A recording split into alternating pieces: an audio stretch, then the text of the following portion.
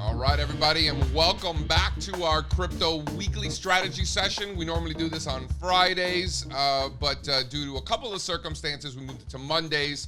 Sometimes we'll do that, maybe market dependent, sometimes data dependent. We've been upgrading a lot of the software and a lot of the charts that we've been showing you guys, as you can tell. You know, look around, it looks a lot better than it used to for sure.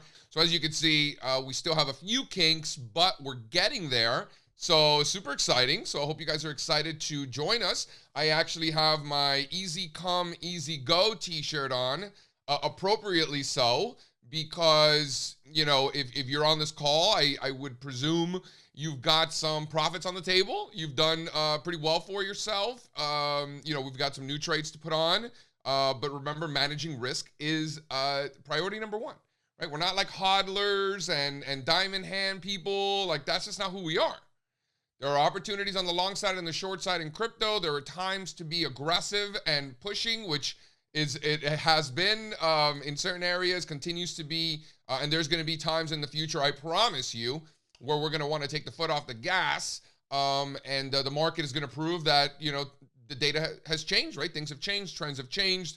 We need to be more cautious. Like, there's going to come that time, and we need to be disciplined. So I just want to reiterate that, rocking my Easy Come, Easy Go t-shirt to remind us of that, because I have been in positions throughout my career, I've been doing this for a couple of decades already, where we have had nice profits and I've given them all back and then some, or, you know, just, you know, lost too much money on a given trade, you know, drawdowns. I've been through it all, right? I've been doing this for a long time. So this is no different. And let's get into it, guys. Obviously, nothing we talk about here should be construed as any sort of solicitation. These are not buy or sell recommendations. This is strictly for information purposes alone. So make sure to go to allstarcharts.com/terms and check it all out there. So I got to tell you, you know, I figured that there'd be some trouble in Bitcoin around 46, 47,000. I mean, I really did. There was temporarily, you know, call it what, maybe a week or so, a couple of weeks, right? You know, gun to my head, I would have said probably longer than that. But the market doesn't care what JC thinks. And, you know, we were talking about in the meeting this morning, you know, throughout my career, speaking of doing this for a couple of decades, what I've noticed is when the market is supposed to do something, you know, or you think the market's going to do something because there's memory there, and the market doesn't do that and actually ignores that, that's information, right? So it's not like technical analysis didn't work. Maybe your technical analysis didn't work, but technical analysis is just analyzing the behavior of the market, right? And taking what the market does and using that as information and being able to react to that, being able to adapt to the changing environments. My suspicion was Bitcoin was going to run into some trouble. Actually, let's take a look at it right here. My suspicion was Bitcoin was going to run into some trouble right around 47, 48, 46 in that area, because that was former support. Remember when this top, if you guys recall, when we really got out of crypto is when this broke, and then we kind of just wanted to reset it. As it turns out, the buy opportunity was right around 30,000, as you guys recall, with a target of 47,000, because that's where the market memory was. So we got there and it's like, okay, let's see how long it takes to absorb all of this overhead supply, theoretically. And as it turns out, not very long. And I think that that's information. So now that was our ceiling. It is now our floor. So if we're in the 50s, even above like 49, if we're above those levels, if you're not long Bitcoin or, you know, long exposure in cryptocurrency in one form or another, I think you're leaving a lot of alpha on the table. And I think that's a big problem. So we definitely want to be long crypto in general, long Bitcoin specifically if we're above 49,000 with a target back up near those former highs. And we're going to talk about a lot of the altcoins, right? Cardano, Solana, and some of the others. And what I want to reiterate here is that in a lot of these cases, and we're going to take a look at their charts, we're in uncharted territory, right? We're making all-time highs, so there's no former overhead supply. What we're doing, both with our own positions and essentially what our strategy is really to take a lot of profits in the altcoins when Bitcoin gets up to those former highs. So we got about 30% of upside to get up towards 65,000. You know, we're going to be raising a lot of cash when that gets there. So, and if we do get there in Bitcoin, chances are you're looking at maybe a double in a lot of these other altcoins. So a lot of upside potential there in a 30% move in Bitcoin. So that's really the strategy there. Owning Bitcoin above 49, 48, taking profits up near 65, at least tactically, right? Can we go higher towards 100? Absolutely.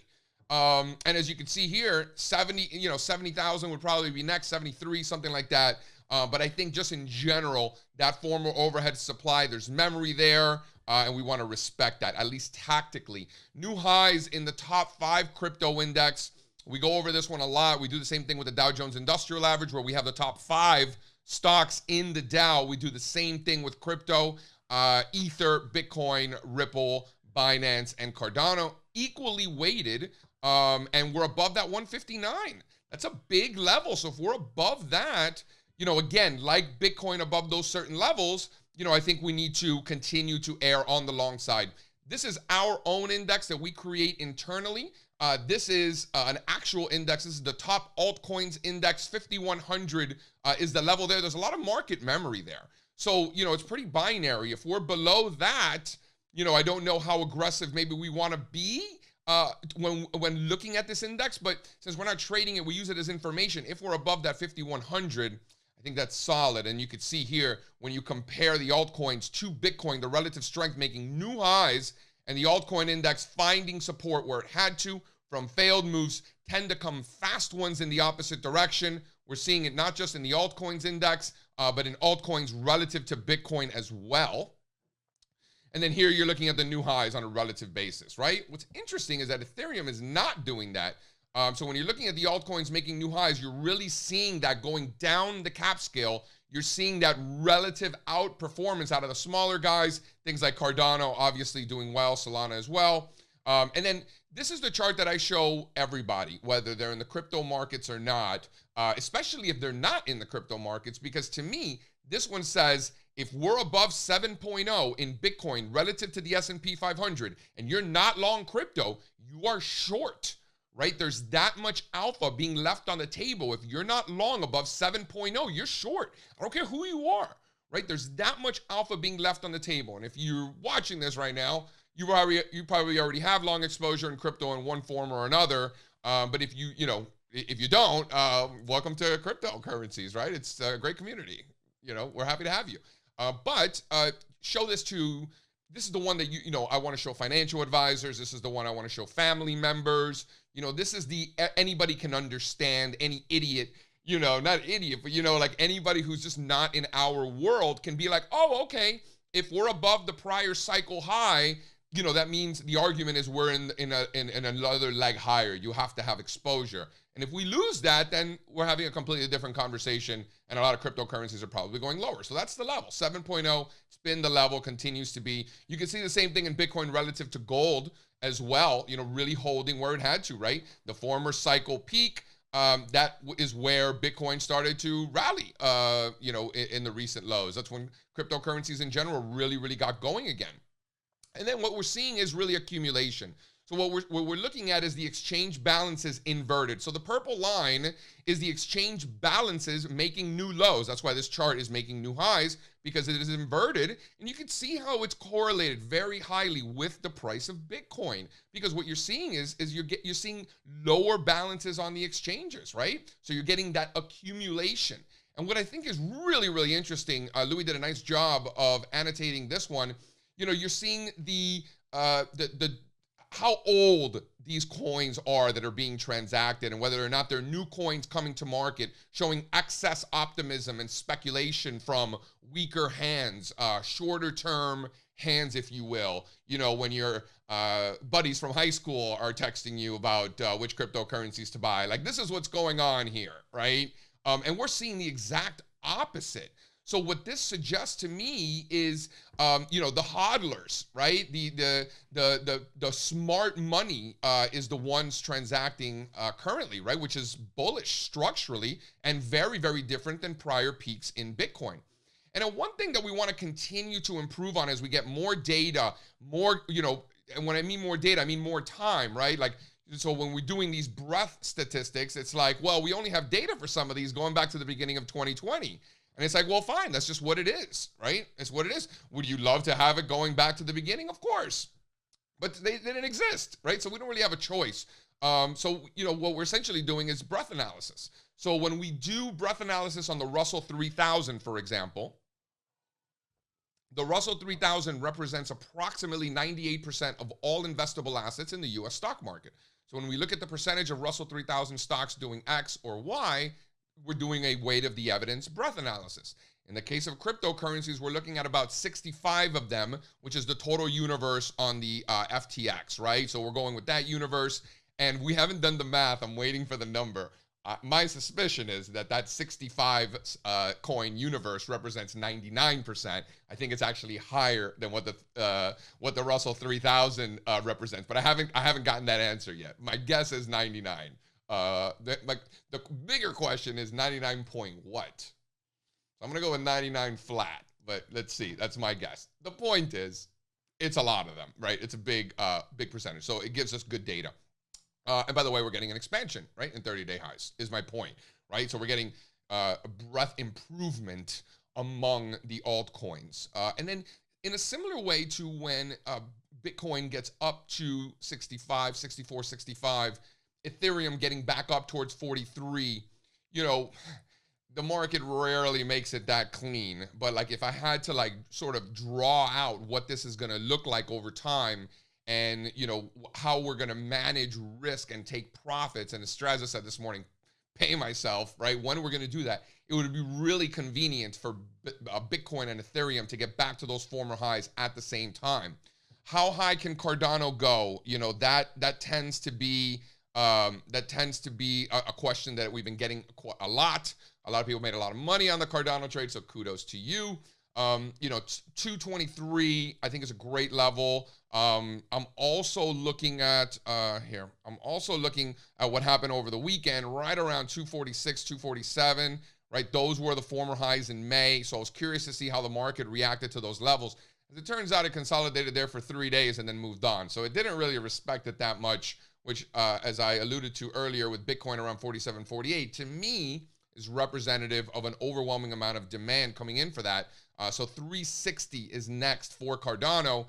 But I just want to reiterate, I think a great strategy, and you can do what you want. Do what you want. If you want to take profits at 360, call it a day. God bless you, right? Good for you. And I may do that myself. I'm thinking just sort of bigger picture. I'm thinking that, you know, there's a lot of upside if Bitcoin has 30% of upside to go, right? And essentially using some of these altcoins as a vehicle to express that bullish thesis in crypto, I think is going to give you a better bang for your buck than being in a Bitcoin, for example. Bitcoin goes up 30%. I think Cardano could potentially double or more from here, right? So that's how I'm thinking. Again, you do what you want. I'm not here to tell anybody what to do. You want to take profits at 360? Go for it. You know, God bless you. But I want to think a little bit more fourth dimensionally, as Dr. Emmett Brown would say. And then here's that level. So just from a risk management standpoint, I think it's pretty clean. Now we have a new level to trade against if you're still in it. If we lose those May highs and we break back below those levels this week or whatever, you know, then there's probably more downside risk. I would argue maybe Bitcoin got back below that 48 in that scenario, and there's a lot of failed breakouts happening. To be clear, that is not what's happening. We're seeing the exact opposite. Literally, as I speak, we're making new highs in Cardano, so that is not what's going on. But I don't know what's going to happen next. The good news is nobody knows what's happening next either. So it's a level playing field. The Cardano Bitcoin chart is one of the reasons we were so bullish of Cardano, right? Former resistance on the ratio turning into support. I mean, this is just classic polarity, right? And then like in so many other of the examples, you know, you would think Cardano would slow down on a relative basis back near those former highs, and it did not. It accelerated more. That's information, right? You would think, one would think, theoretically, that we would run into some trouble here like we did in the past, and we absolutely did not. So that is information, my friends, and as you can see here, there's a lot more upside in Cardano on a relative basis. And if Cardano's outperforming Bitcoin, Bitcoin is going up, how do you think Cardano's doing? My argument is it's doing pretty damn well, right? So we will see. So again, if you see Cardano losing those former highs and you see it on a relative basis losing those former highs, then all bets are off. Something has changed, right? And to be clear, that's not what's happening. But we always want to play devil's advocate and be like, okay, great, JC, you think Cardano to the moon, right? What's going to change your mind, right? Which is the more important question. It's not how high we think it's going to go. It's, you know, where are we wrong? I think the market has set it up nicely where I think we'll know if we're wrong pretty quickly. which I like, right? Instead of sitting around collecting dust, we'll know that we're wrong pretty fast. So here's Solana, absolute beast. 70 was our target. We got there. We're hanging out above there as we speak. Solana up near 73 right now. So as long as we're above 70, a long position in Solana makes a lot of sense to me. I know a lot of smart people keep telling me about Solana. I'm not like your fundamental expert. You can go to other people for that stuff. But I do know some really smart people that continue to ask me about Solana. So there's something funky going on there underneath the surface, which is great. Even if there wasn't, I still like it if it's above 70 with a target up near 113. The Solana Bitcoin chart, interesting, hitting a key extension level. So like Cardano ripping right through that level, I'm curious to see if Solana does the same, right? I think they'll give you a lot of information for Solana. And then, and then relative to Ether, right? So if this starts falling off, then you're probably going to see a failed breakout in Solana on a relative basis to Ether as well, right? So if we lose that, things might be changing. The AVAX, what an absolute beast, this thing, up 5 times, right, over the last month, which is wow, right? 60, those former highs, clearly the next level, maybe not clearly to you, but to me, it's quite obvious, that's the next level. My suspicion is there's going to be trouble there, right? How can we not expect some? So if you start to see this holding in the 60s, then I think you got another 50% of upside towards 92. So at this point, that's the ceiling. Moving forward, we want it to be our floor. And if you don't understand what quite that means, is that this is former resistance. So we expect it to be again. And therefore, if we are above that, that means demand has absorbed that overhead supply and prices can move on. But in my experience, I don't think that's going to be quite that simple. Now, with that being said, in Bitcoin and in Cardano and some of these other areas, it was rather simple. So it wouldn't surprise me if it absorbs that pretty quickly, but I think it's going to take a little bit of time. So moving forward, 61 is probably a good level. Only belong AVAX if we're above 61 with a target up near 92. 50% of upside, not too shabby. The Luna, another one that's been an absolute monster. 34 is a target there. That's been hit. We've consolidated now. So again, that was our ceiling. Moving forward, we only want to be long if it is our floor. So in order for it to be in our floor, we only want to be long Luna if we're above 34 with a target up near 52. So 34 is the level there. We want to be long Luna if we're above 34 with a target up near 52. All right, so look at a pancake swap. Here's the cake. Former resistance in the spring. That's when things really got nasty, when we lost that level, right? And now we're holding above that, right? So that's 23 bucks. So long pancake swap if we're above 23 with a target up near 45. Those are those former levels right there. So 23, only long pancake swap if we're above 23 with a target up near 45. Binance, big winner this morning, I noticed. Up 12% as we speak. 430 is that level there. Those are the former highs. If we're above that, 430, we want to stay long with a target up near 680. Those are those former highs. Again, the market rarely makes things really clean, but I would love an opportunity to take a lot of profits off the table as Ethereum is hitting those former highs, Bitcoin's hitting those former highs, and Binance is hitting those former highs as well. Again, the market rarely makes it that clean, but that would be a nice perfect storm to feed the ducks and say adios, at least temporarily, and then reevaluate as we start to get more data. We'll see. That would be nice. Somebody delivered 12 lobster tails to my house today. That would be nice too. Doesn't mean it's going to happen, right? So let's remember that. But that would be a logical roadmap is probably the best way for me to put it. So 680 next target there. And then on a relative basis, man, see Bitcoin breaking out after a nice healthy consolidation. I think that would be great. I think it would make perfect sense because look at that. Binance has a long way to go. It's got another 50% of upside in order to get back to those former highs, which is a lot more than Ethereum has, Bitcoin has, which is only about 30%. So a period of outperformance here makes sense in that environment of the perfect storm, as I suggested, would be convenient. Now let's see if the market cooperates. FTX coin here, FTT, 58 is the level there. For above 58, I like it long with a target of 92. Below 58, I think you leave it alone. And then on a relative basis, again, consolidating nicely, looking like it's going to break out. And if we are going to get a move higher, I would fully expect the FTX to be outperforming Bitcoin. So that makes sense. Helium, you're looking at one of the newest miners of helium in the world. your boy JC mining Helium. I mined 0.03 Helium over the weekend, which I think translates into a whopping 75 cents. But I didn't do anything. I literally just plugged it in to see if it worked. I got my brother-in-law putting it on the roof, and we got a second one, putting it on somebody else's roof. It's like a whole thing. So I'll blog about it. I'll let you know how it's going. But I did buy it through my own account personally. I bought some Helium. 21's the level there. Target of 29. This trade's already been on the table. It's working as one would expect with some of the other cryptocurrencies. But even this one in a vacuum, let's say this is the only chart you saw, right? And there was only one cryptocurrency, it was Helium. It's very clean base. You buy it above 21, target of 29, right? Clean. And then here you go, right? So check that out. Nice, right? Nice and clean, right? Target up near 28, 29. By the way, it could definitely go up towards 40s, right? But that's just the next logical area. But the bigger the base, the higher in space. And I got to tell you, if Bitcoin's going to 65 and Ethereum's going to 43 and, Cardano's going towards 4, what should we expect to see? Helium up in the 40s. Right? So let's be clear. And then, like I mentioned before, it's less about how high we think something's going to go and more about where are we wrong. And in this case, we're wrong if we're below 21. So I like that a lot. All right, so here's the AXX. 68 bucks is the level there. Above 68, I like it long with a target up near 108. Notice how far we are above the May highs. This is when you ask me, JC, what do you mean by relative strength? Like, I'm going to send you this chart. Right? Notice how Bitcoin is still well below. Actually, we can do that. We have the technology. Notice how Bitcoin is still well below those spring highs, right? And then when you look at AXX, here are those spring highs, and look where we are today. So this is the exact, that's a ton of relative strength.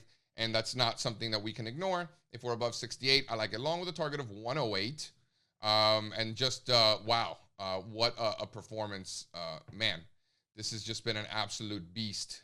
Look at the ICO price less than a year ago. Wow, amazing. So, a great example as to there's real alpha. And I talked to institutional fund managers that have been, spent their entire careers in bonds and in currencies and some of the largest pools of money in the world. And they're the first ones to tell you, if you're a PM, you're a fund manager, and you're looking for alpha, this is where to find it. You're not going to find this kind of alpha in the stock market, right? And this is real institutional conversations that I'm having on a fairly regular basis these days.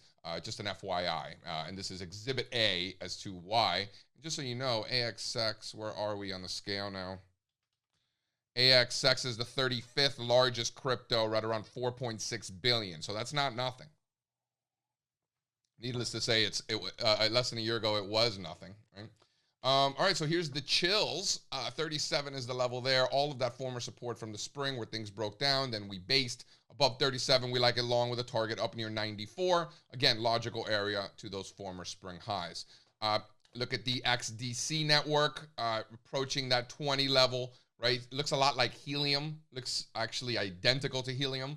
Where we think that this can go up towards 30. Where are we wrong? 14. Right, that's that level. So if we're below 14, all bets are off. Above 14, I like it. Maybe a little bit of trouble near 20, but ultimately I think it heads up towards 29 or 30. Here's the AR. Let's punch up the data for the AR.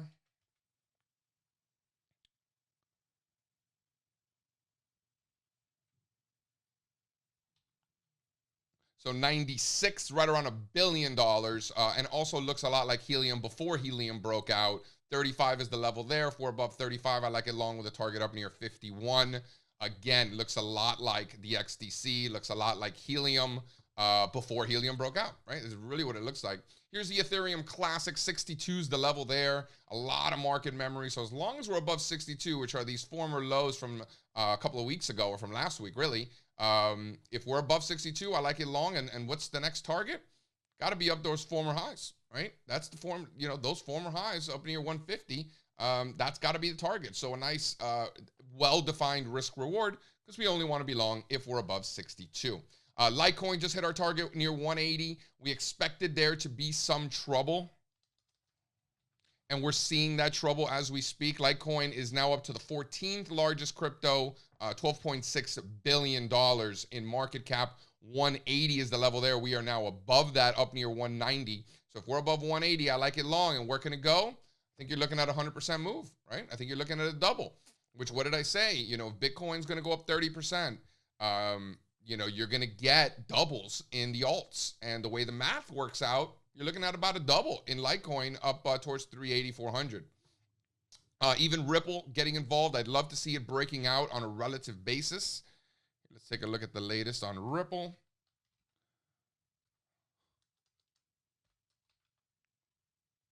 So we're looking at about $1.34, right? So $1.34 represents the 38.2% retracement of the entire move from top down, right? So that's that level, 134. If we're above that, I like it long with a target of 2. Below 134, I think you leave it alone. And then look at the Algorand. I was talking to the good folks over at Osprey earlier today, and we're actually going to do a video tomorrow morning about sentiment. But to me, you know, good for them. You know, the dollar, there's a lot of market memory near $1. Key extension level near $1.15. We're above both. So to me, if we're above 115, I like it long with a target of 180, a logical area that's been resistance in the past, a key Fibonacci extension level from the highs to the lows last year. A lot of market memory there. 115. If we're above that, I like a long target near 180. Here's the quant. 200 is the level there. If we're above 200, I like it long with a target of 308. Look at the ZIL, right around 95. If we're above 95, that puts us above those former highs from the beginning of the year. And if we're above that, I like it long with a target up near 25. Look at the maker, MKR, another name that's come up in conversation a few times recently with some of our institutional clients. 34.76, that's the level there. If we're above 34.76, I like it long with a target up near 53.55. Look at the synthetics network, SNX. 14 is the level there. If we're above 14, that puts us above all those former lows. See that? Right? So support, break. Former support turns into resistance again, and now we're looking for a breakout. So 14 is the level there. Above 14, I like the SNX long with a double. Target of a double near 28. Why 28? Those are those former highs. So what did we talk about? Bitcoin going to 65. You know, you're looking at a potential double in a lot of those coins, in a lot of the other coins, if that's exactly what's taking place. Look at the link. Another name that keeps coming up in conversation, really fascinating. $28, that's the level there. Above 28, we like it long with a target of 40. And then the Polygon right around 48. This is the Matic target up near 223. Below 148, leave it alone. Above 148, I like it long. Look at the engine, ENJ, 172. That's that level there. Former support turned into resistance. Nice base. 172 is the level there. Target of 271. And then taking a look at some of the ETFs. Here we're looking at the Amplified Transformational Data Sharing ETF, BLOK. Trying to make a turn on a relative basis. If we're above 44, I think you can own it. I mean, listen, what we try to do is we understand that, you know, different investors like yourself have different objectives. Some of you are financial advisors and can't be, you know, slinging Polygon in your clients' retirement accounts. We get that. Maybe you're trading cryptocurrencies for your own account, and then during your day job, you're looking for alternatives to that to be able to give your clients access to that. Or maybe you yourself are trading it in your wallets, but then you also have a retirement account, and maybe you want to have some exposure there as well, and you need ETFs to get that exposure. So listen, we understand. I mean, we're normal people. We have those same, not problems. I mean, talk about, you know, good problems to have, but scenarios that need solutions is probably the best way to put it. So if we're above 44, I like it long, target up near 62. MicroStrategy at 670, that puts us above the anchored VWAP from those spring highs. If we're above 670, I like MicroStrategy's long with a target of 1,000. Signature Bank, 260 is the level there. We're still stuck in this range, but if you see a breakout in Signature Bank above 260, I like it long with a target up near 317. And then Coinbase, potential failed breakdown here. Let's see how it's doing as I speak. So as I speak, we're sitting right around 262, 261. So, man, if we're above 255, I think you can own it. Below that, I think it gets messy. If we're above that 255, that means this was a bear trap. which I love owning bear traps. So if we're above 255, I like it long with a target back up near 300. And then look at the Bit Farms, is about $1 billion market cap, and you're looking at 911, right? So those former highs, we got to be above all those former highs in order to be long with a target of 12.5. Got to be above those former highs in order to be long.